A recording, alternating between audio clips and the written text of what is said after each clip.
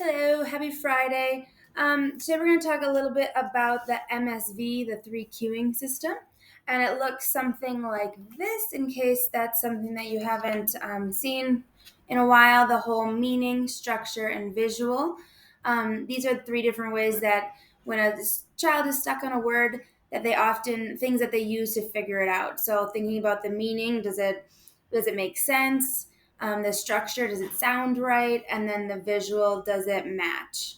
Um, and if you've done a running record where you've had to go through and actually code each of the miscues as to what they're doing, I didn't realize this, but part of balanced literacy, one of the things is that when you would analyze those miscues, you wanted students to be using like a um, like all of them. You wanted to, if they were just using one of them, you wanted to teach them to use the other ones too, and you wanted them to be doing them as a balance. And we're going to talk a little bit today about how that's not what the science actually says. So, first, we're going to talk a little bit about avoiding sounded out. It's been said in the past that we don't want to say sound it out, don't just tell kids sound it out. And so people stopped telling them to do that. And then they would start focusing more on the meaning and the structure, way more the meaning. And the visual part of it got smaller and smaller. And so it became very out of balance. And the visual took the last piece because people were too afraid to say sound it out. In reality, we want kids to sound out words, but we need to include instruction, modeling, and practice to teach them what that means. If we are just saying to kids, sound it out, and they're not able to sound it out, that's where we need to go back to these and teach them what that means. We need to be telling them things like, start with the first, what sound does the first letter make? Read all the way through the word, read the ending of the word, read the base. You want to be teaching them to be reading through the entire word. So we can say sound it out, but make sure it's followed up with instruction, modeling, and practice. Next, these green ones are the misconceptions. So first, we don't want to teach kids to first ask what would make sense. And one of the big reasons for that is that meaning first is unsustainable. When kids get into higher level text, that's not going to work. It might work in the beginning and you might feel like, hey, this kid is reading, but it's not a sustainable strategy for actual reading. What we really want to do is focus on the visual first. The visual is going to lead to using meaning and structure to check it. So instead of that first visual that had the circle, the Venn diagram that had all three of them equal, we really want visual to be first and have that lead into meaning and structure. And that goes it lines up with the simple view of reading that we talked about in the beginning. That idea of word reading and listening comprehension lead to reading comprehension. Well, the same idea. Visual first, that goes to that word reading. And then you have that meaning and structure. It's supported by those. That's what's going to help us with that reading comprehension.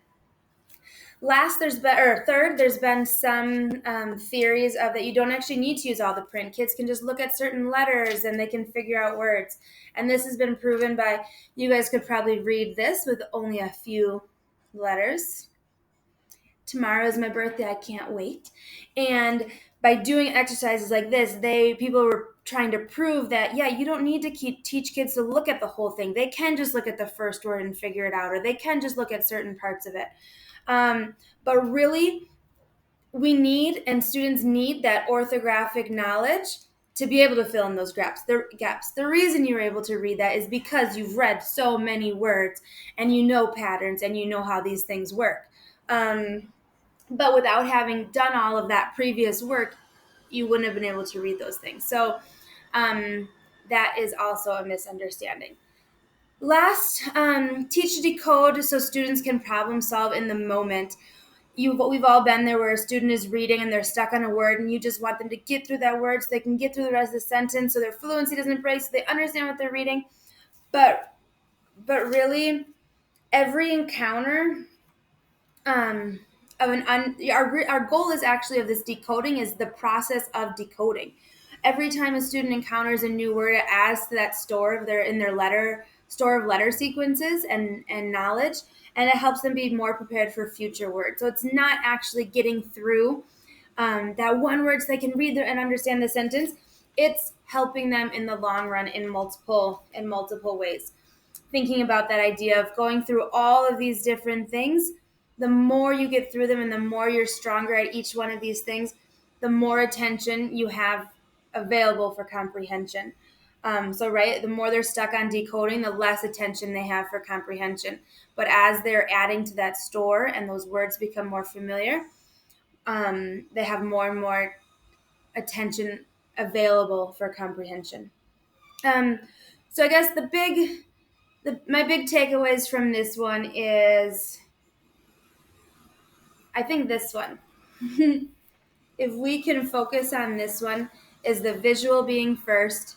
We use meaning and structure, we do, but after we have that, we've had students look through the visual part and look at the actual spelling of the words and trying to make sense of that word, because that's what's going to be a long-term solution, and that's what's actually helping lead to comprehension, because comprehension is our goal. So in order to get there, we've got to go through all these other steps first. All right, next week we'll talk about a few things that we can do to practice this in the classroom. Thanks.